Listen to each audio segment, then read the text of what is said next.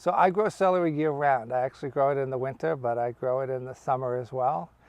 And it's a really nice crop to have on the sides of my movable tunnels.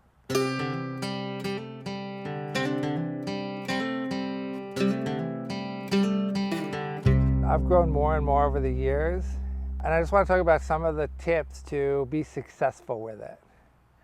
One is you have to germinate it very early, and the germination conditions need to be ideal for you to get good germination. You want to do it from start. Germination chamber is the most ideal, but otherwise you want to keep it moist and warm, definitely 68, 70 degrees.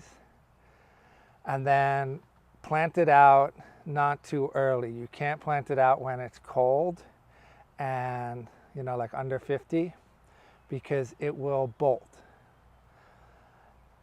So if you can get it out without it being consistently cold, then you also want to plant it under cover. It's just going to do better. And the reason why is because if there's a lot of rain, then water gets trapped in the middle of celery, and it can start to rot from the base. So that can be a problem. Another important thing about celery is it's very greedy. So you want to make sure there's enough nitrogen in there. You also want to make sure that you have boron. It really likes boron, and it very much likes potassium. That's what makes the stalks hard and upright. That's what potassium's going to be for. It's also going to add flavor to it. Without those two things, it's going to be very hard to grow really nice celery. So a well-balanced soil is imperative. And another important factor about celery is water. It needs a lot of water. And unfortunately, when you water from overhead, it can rot from the bottom. So ideal is drip.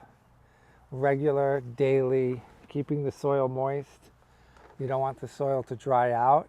Stringy, bitter celery is from uneven watering. The same is true of cucumbers.